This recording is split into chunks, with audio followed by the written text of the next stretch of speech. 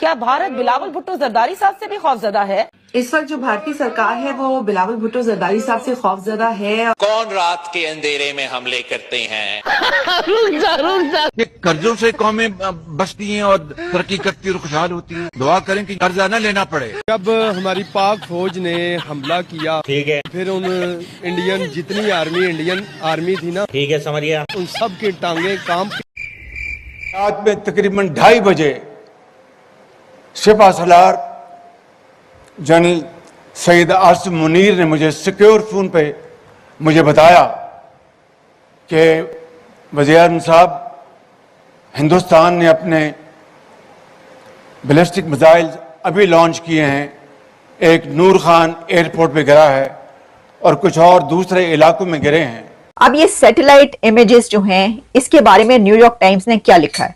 New York times ने 24 घंटे पहले एक स्टोरी निकाली जिसमें न्यूयॉर्क टाइम्स ने बताया कि अब ये पकड़े गए हैं, इनका सारा खेल पकड़ा गया है दोनों चलाकों का। फिर चलाक बंदा चलाकी में कुछ ना कुछ गलती कर देता है और हम तो बैठे हुए हैं इनकी गलतियां पकड़ने के लिए। हम कोई ऐसी लल्लू पंजू कौम नहीं है, हम भी एटमी ताकत है। और अगर हम वर्ल्ड वाइडली बात करें ना, तो पाकिस्तान की आर्मी देखी जाए तो नंबर 1 पर आ रही है। फख्र है, ये कौम के फख्र है, कौम के फख्र।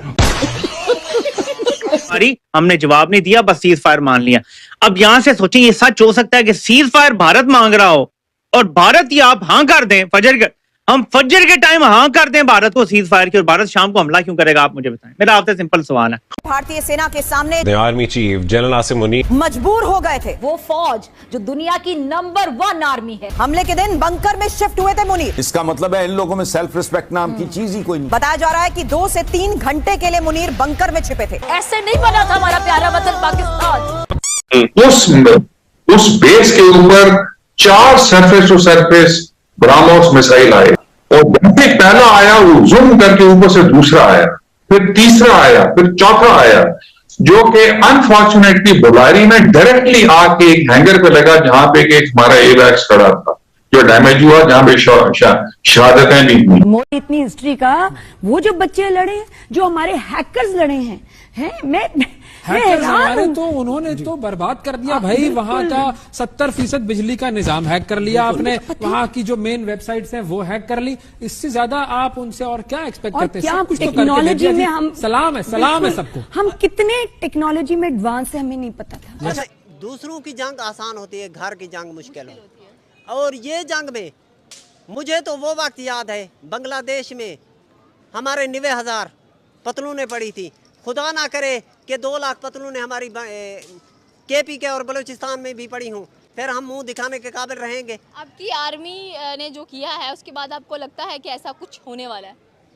आर्मी ने जो किया है, जो इनकी पॉलिसियाँ हैं, शुरू से लेके देखे, अयूब खान था, अयूब खान ने भी काम किए, अच्छे भी किए, बुरे भी किए, लेकिन उस वक्त एक तसलसल था, आशिकजोई करते थे। ये तो ऐसे हैं लूट मार। ये हमारे जो मौजूदा दौर हैं, ये नून लीग की लूट मार के बेनिफिटर हैं। पाकिस्तान के लोग अलग ही नशा में रहते हैं, उनको पता ही नहीं हुए क्या बोल रहे। वहाँ के ज़्यादातर लोग जो मदरसा से पढ़े हुए होते हैं, उनको भी ये नहीं पता, वे लोग जो बोलते हैं उसी को वे सपोर्ट करने में हाँ में हाँ मिलाते हुए नजर आते। आपको बता दें, जिस तरह से पाकिस्तानी मीडिया ने ऑपरेशन सिंदूर के बाद झूठ परोसा है, उसको वे सच समझ लिए हैं। साथ ही वे जो है कश्मीर को अलग करने के लिए उतावले होते रहते थे। अब पाकिस्तान के लोग ही कह रहे कि अब जो है पाकिस्तान के 2 से 3 टुकड़ा होने वाले हैं। पहले तो 93,000 की पतलून निकली थी, अब जो है 2 लाख की पतलून निकलती हुई नजर आएगी, ऐसा कहते हुए नजर आ रहे हैं। पाकिस्तान को पिछले 70 साल से आपने खुद से नफरत करना सिखा दिया है। और ऐसे 3-4 स्टोरी जो आप गढ़ेंगे, किसी अशोक चतुर्वेदी को पढ़ाएंगे, काउंसलर एक्सेस, हमें लगता है कि आप उसको देंगे, फ्री एंड फेयर ट्रायल देंगे। मैंने तो जब ये आपकी ये पहली बार स्टोरी आई थी आपने काउंटर करने के लिए, क्योंकि आपके यहाँ पे एक माइंडसेट ये है जो ये कन्विंस करता है कि यार हमारी नैरेटिव बिक नहीं रही है और इंडियंस जो हैं वो प्रोपेगेंडा वॉर में हमसे जीत रहे हैं, because they think everything that is wrong with Pakistan is essentially a propaganda of Hindus of India, और इसमें कोई इंटरनल फॉल्ट और मिस्टेक है ही नहीं है। तो आप कंट्री में फायर फाइट कर रहे हैं, उस कंट्री की फायर फाइट करने को, और इसका इल्जाम वही होगा मेजर साहब, जब बांग्लादेश ने जिस दिन सरेंडर किया था उसके एक दिन पहले आपके मेजर या कमांडर जो साहब थे वो टीवी पे बोल रहे थे कि ओवर माय डेड बॉडी मैं सरेंडर नहीं करूंगा, अगले दिन उन्होंने सरेंडर कर दिया था।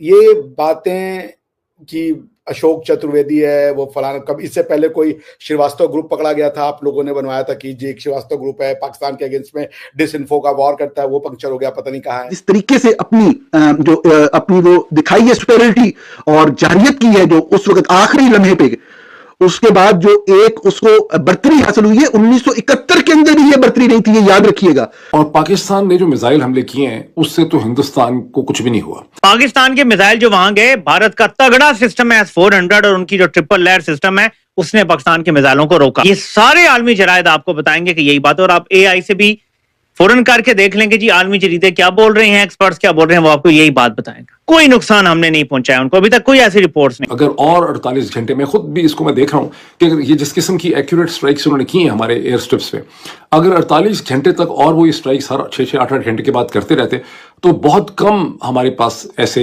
रनवेज रह जाते। और फिर ठीक है कि रनवेज को आप जल्दी रिपेयर भी कर लेते हैं, लेकिन हमारे लिए ठीक ठाक क्राइसिस खड़ा। टेररिस्ट है जी, उसका कोई मजहब नहीं है। हमारे फौरन ये कह दिया जाता है, हमारे पॉलिटिशियन उठेंगे और अगर कहीं कुछ अटैक हो गया है, कोई बात हो गई है, तो कहेंगे जी टेररिस्ट का कोई मजहब नहीं होता। अगर टेररिस्ट का मजहब नहीं होता, फॉर एग्जाम्पल आप जाइए किसी जगह पर, वहां पे 3 आदमी खड़े हो, 4 भी अल्लाह अकबर कह दिया, उसके बाद तो मैं भी सर पे पांव रख के भाग जाऊंगी वहां से कि पता नहीं क्या होने वाला है। जिस तरीके का ह्यूमन स्किल और ह्यूमन आपने पैदा किए हैं, ना तो उनके पास कोई स्किल है, ना उनके पास IQ है, ना वो कोई प्रोडक्टिव ह्यूमन बीइंग है दुनिया के किसी भी सोसाइटी के लिए। तो हम तो चाहते हैं कि आप जहां हैं वहीं सेंटर्ड होकर रहें, आप न तो वहां से बाहर जाएं, न तो वहां से कहीं और आपका कोई नुकसान हो। We want you to be, जो भी आप कर रहे हैं अपने घर में, जो भी शिक्षा दे रहे हैं, जो भी आपकी नैरेटिव चला रहे हैं, आप चलाएं, मगर आप स्टेबल रहें। भारत कतई आपकी स्टेबिलिटी में इंटरेस्टेड नहीं है, क्योंकि आपकी जो है इंस्टेबिलिटी वो हमको महंगी पड़ेगी।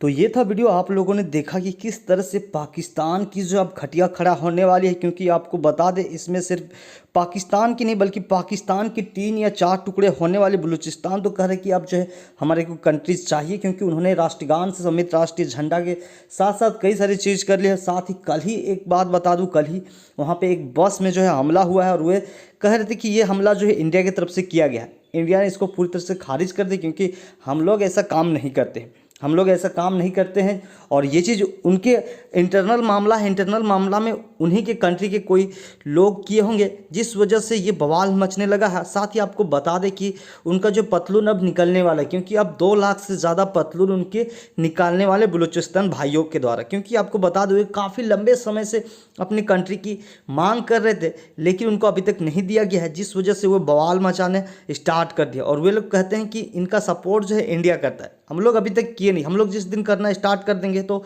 वो अलग होकर रहेगा। आप इस बारे में क्या राय रखते हैं? अपनी राय कमेंट में